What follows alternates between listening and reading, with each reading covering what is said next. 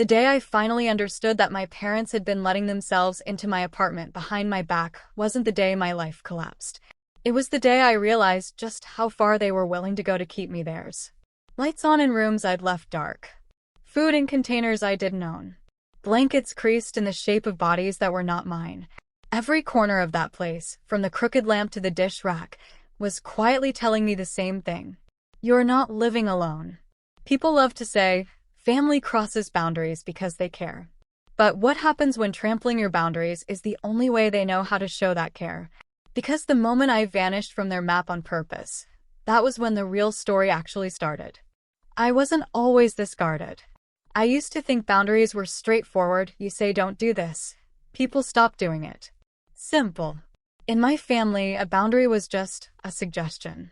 A speed bump. Something to be stepped over if it got in the way of what they wanted. Maybe that's why, at 29 years old, my chest still tightened whenever my mom's name lit up my phone.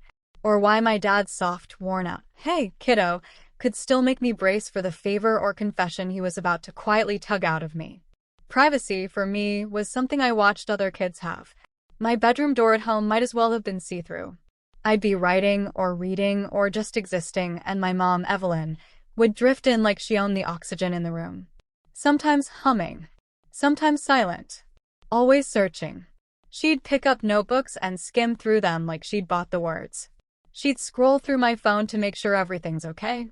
She'd ask questions that sounded like concern, but felt like interrogation. "You're so secretive," she'd say.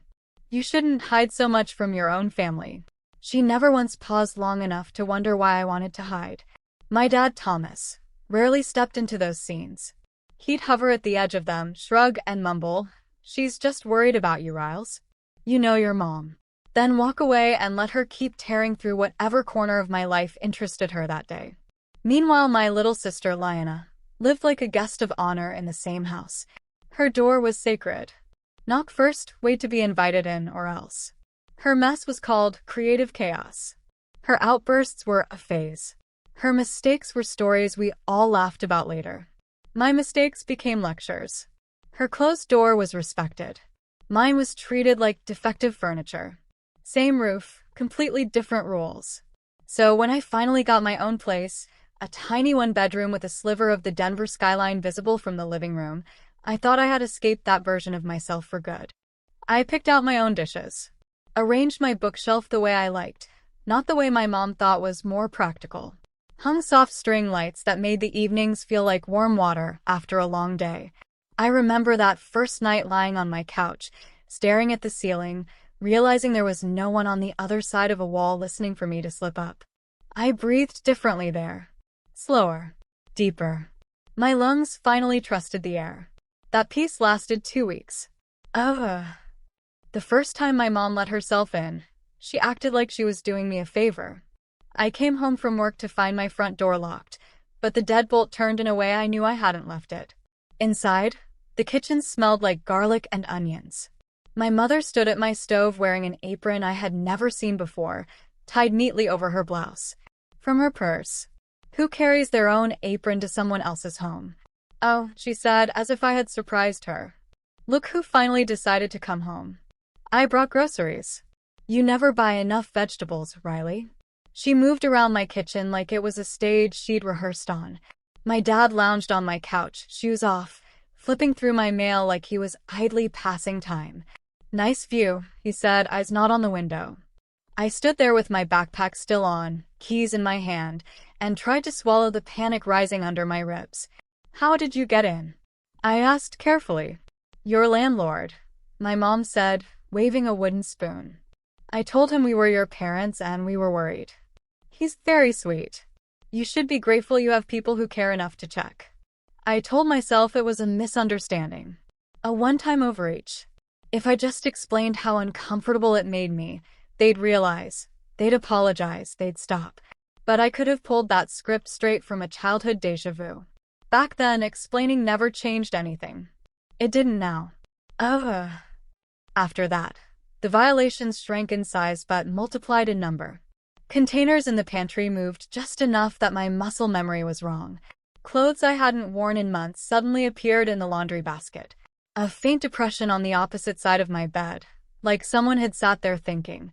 Lioness started drifting in and out of my space like it was an extension of her own.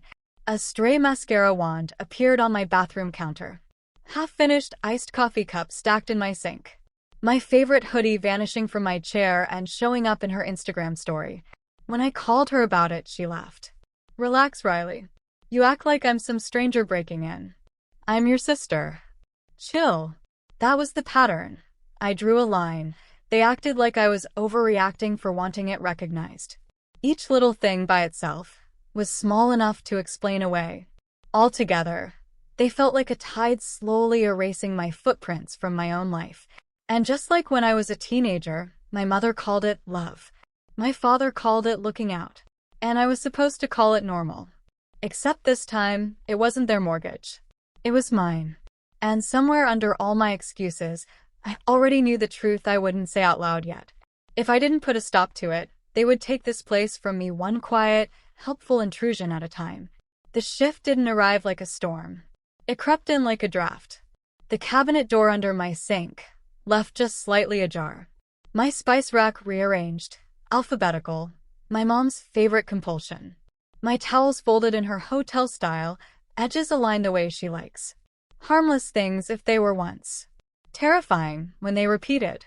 This was how she worked. Not through explosions, but through breezes that slowly changed the direction you were facing until you didn't recognize the view. One Thursday after a brutal day at work, I opened my fridge and froze. My entire refrigerator had been reorganized. Not by me. Fresh produce lined the top shelf in neat rows. Lean protein stacked in the middle.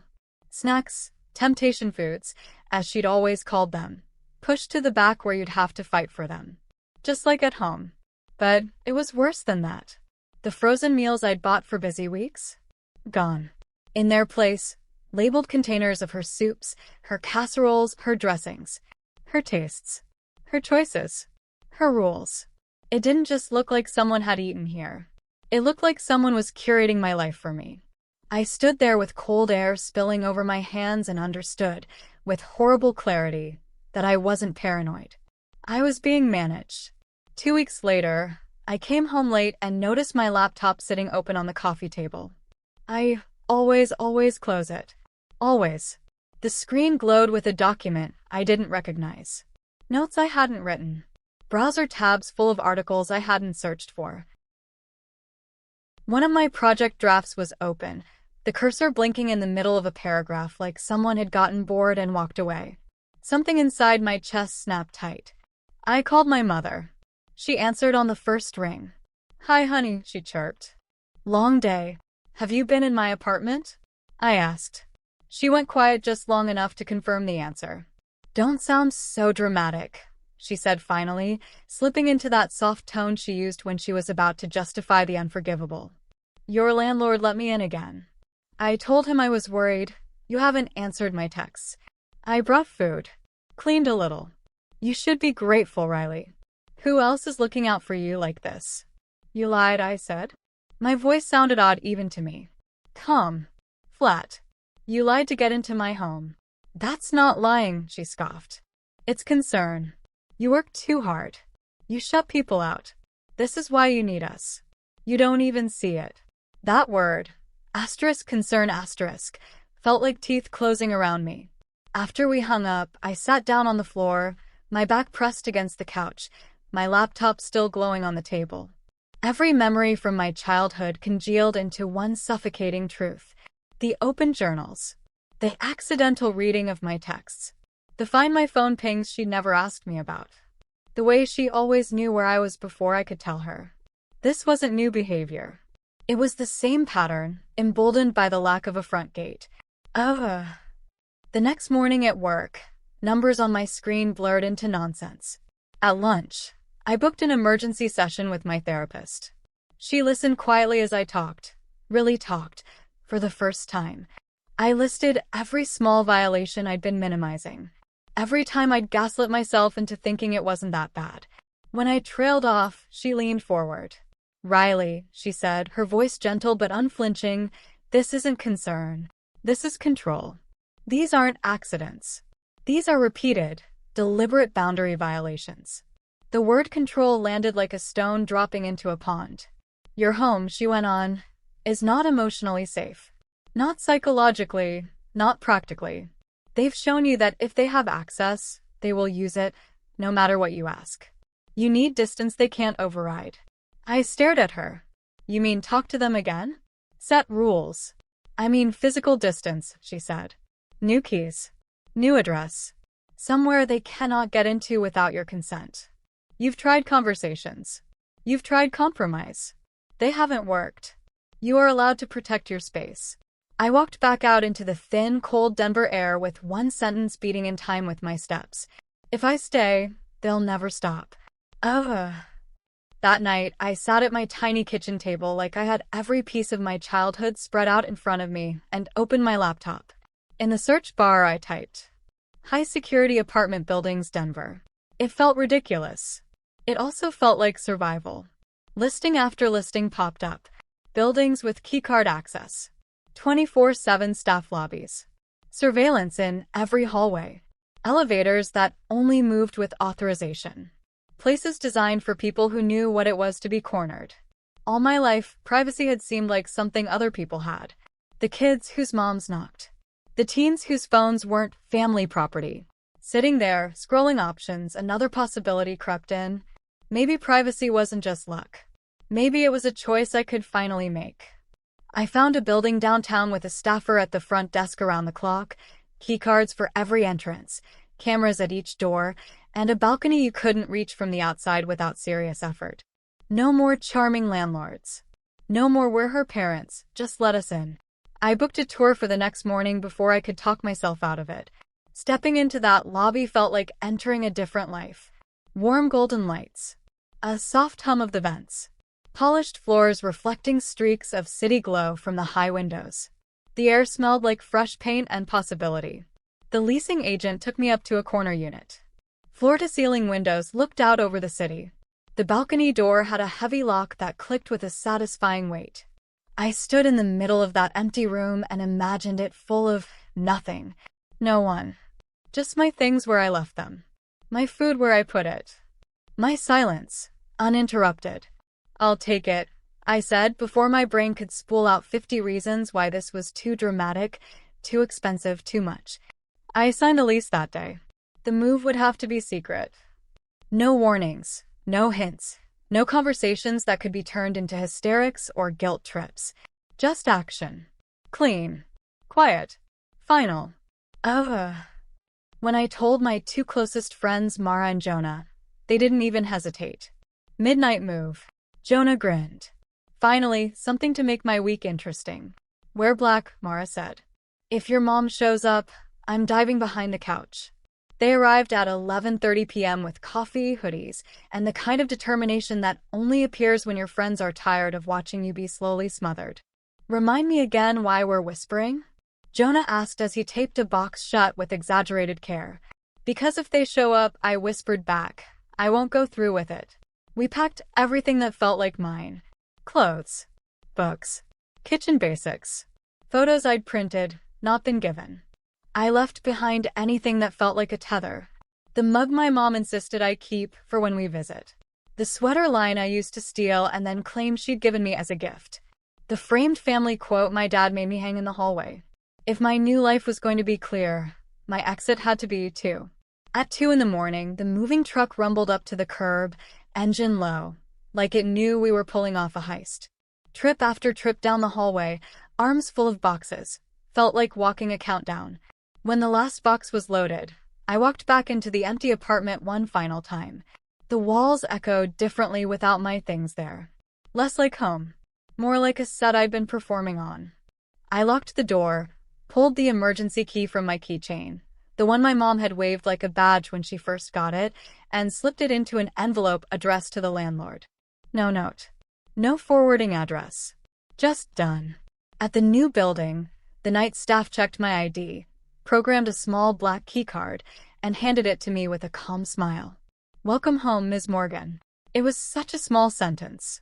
It felt like a revolution. When I stepped into my new apartment and the heavy door clicked shut behind me, one clear line wrote itself in my head. I didn't move in secret to hurt them. I moved in secret because disappearing from their reach was the only way I could finally show up for myself. For the first 3 days in that new place, my phone stayed face down on the kitchen counter with the sound off. The world shrank to the things I could see and touch. The steady murmur of the building at night. My own footsteps on hardwood instead of the carpet of my parents' house. The quiet hum of the fridge, full of exactly what I chose to put in it. I slept like someone had unplugged an alarm. I cooked dinner and left the dishes in the sink without hearing my mom's voice in my head complaining. I walked around my apartment in absolute silence, and nothing about it scared me. It was like tasting oxygen after breathing underwater your whole life. But in my family, calm never goes unchallenged. On the morning of day 4, I finally turned my phone over. The lock screen lit up like a flare. Missed calls stacked on missed calls. Text messages in long, frantic chains. Voicemails with timestamps only minutes apart. My mother. My father. Lyanna. Unknown numbers, too. Probably neighbors from my old building, stirred up by whatever drama my family had whipped into a storm. Riley answer. This isn't funny. Where are you? Call us now. We're coming. Don't shut us out like this. Pick up, pick up, pick up. Then I saw the social media posts. A photo of me from 2 years ago, smiling, half turned away from the camera. Lyanna's caption. My sister is missing. Please pray she comes home safe. Missing. If the situation hadn't been so grotesque, I might have laughed. I wasn't missing. I was just finally somewhere they didn't have keys to. Before I could decide what to do, my phone buzzed with another call. Unknown number. This time, something in my chest told me to pick up. Hello. I said. Is this Riley Morgan? A calm female voice asked. Yes. This is Officer Ramirez with the Denver Police Department. Are you safe right now? My fingers tightened around the phone. My heart pounded, but my voice stayed steady. Yeah, I said. I'm safe. I'm glad to hear that, she said. I'm calling because members of your family were involved in an incident at your former residence. We need you to come down to the station to answer some questions and confirm a few details. My stomach dropped. What kind of incident? I asked. According to witnesses and the current tenants, she said carefully, they attempted to enter your old apartment through the balcony. The tenants believed it was a break-in. Of course they did. My family didn't knock. They never had. I'll come in, I said. I'll be there as soon as I can. The police station smelled like burnt coffee and floor cleaner. Fluorescent lights hummed over worn plastic chairs and bulletin boards covered in flyers. A receptionist led me down a hallway into a small conference room.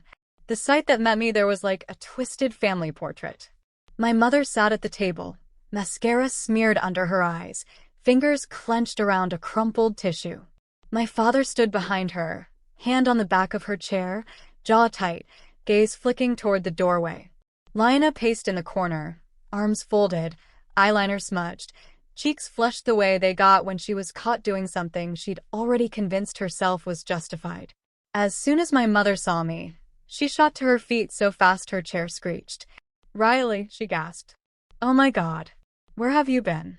We thought you were dead. Her voice broke on dead, but under all the panic there was something else I recognized just as clearly. Accusation. You did this to us. I didn't move closer. I'm fine, I said slowly. I'm safe. You shouldn't have been at my apartment. That's not your apartment anymore, my dad muttered under his breath, like that somehow made their behavior reasonable. Before I could respond, the door opened and Officer Ramirez stepped in. Dark hair pulled back, expression neutral, presence instantly grounding. Let's have everyone sit, she said. My mother collapsed back into her chair dramatically. My father stayed standing, but shifted to the side.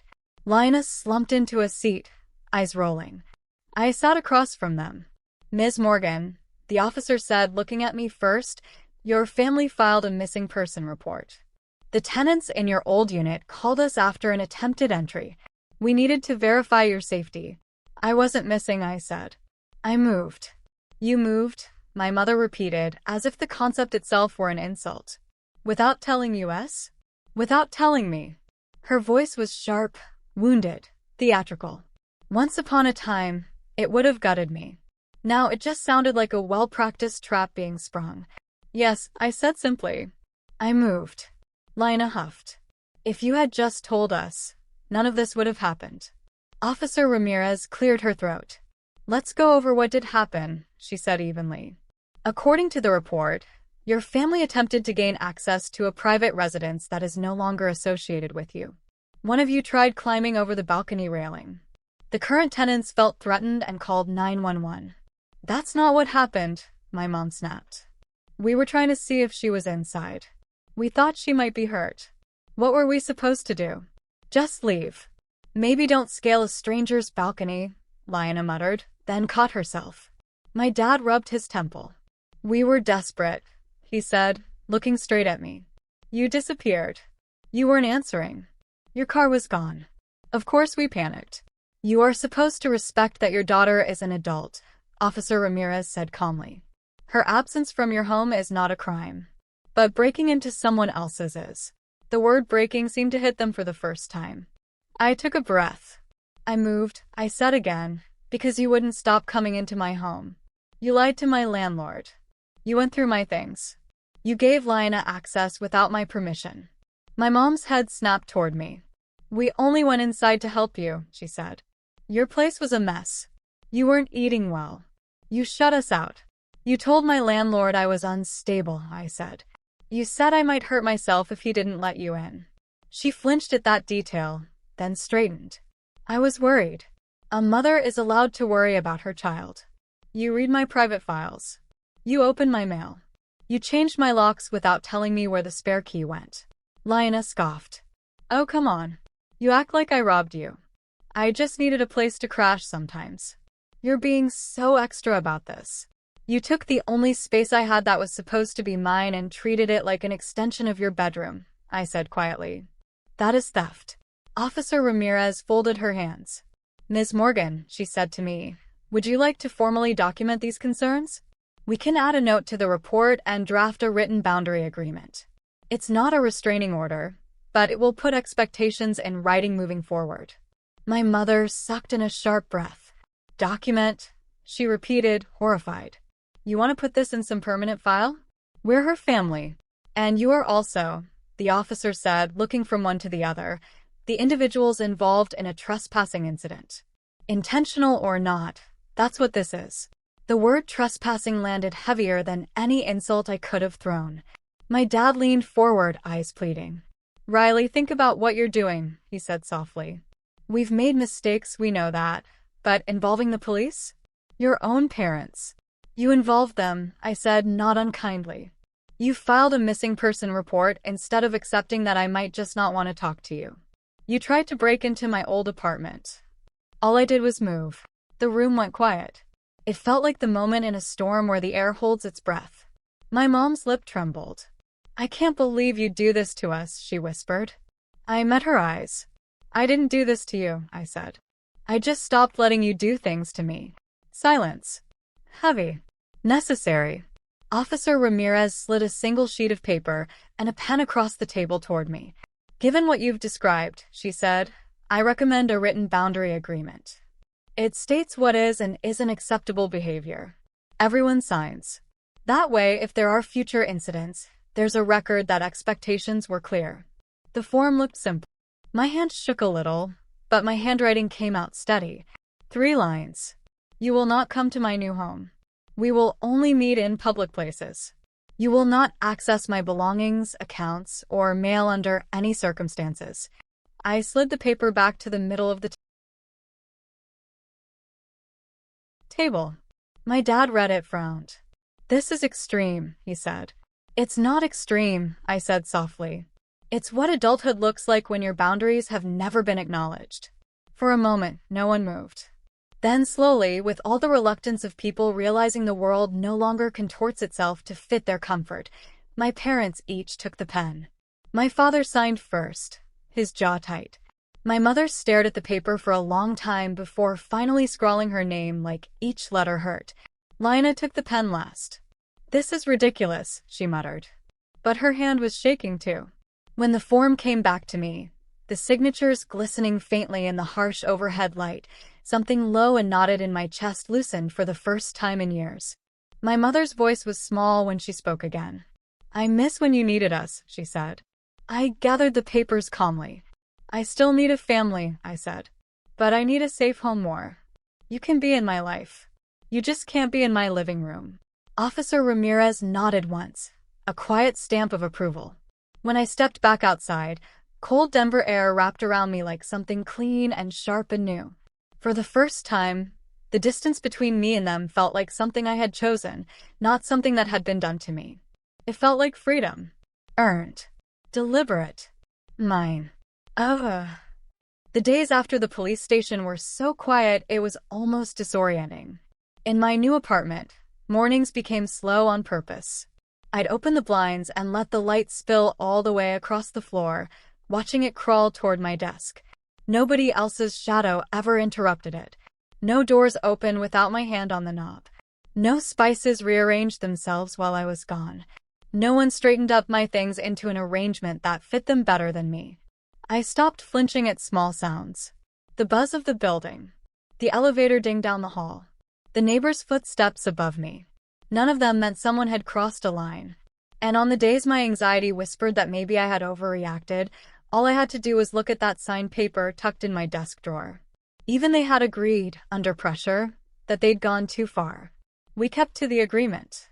Meetings, when they happened, were at a quiet cafe near Union Station where the owner knew me by name and where every exit was in my line of sight. My mom arrived carefully now. She would glance around as if someone might leap up and shout, "You're doing it wrong." She asked more questions before offering opinions. My dad listened more than he lectured.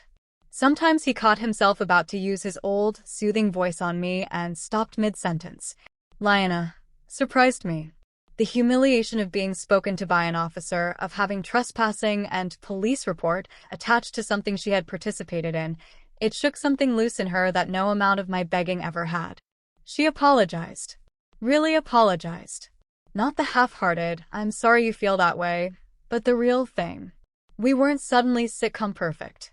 But for the first time in my life, they treated my emotional and physical space as something real. Not a phase. Not a challenge. Not an obstacle. Mine.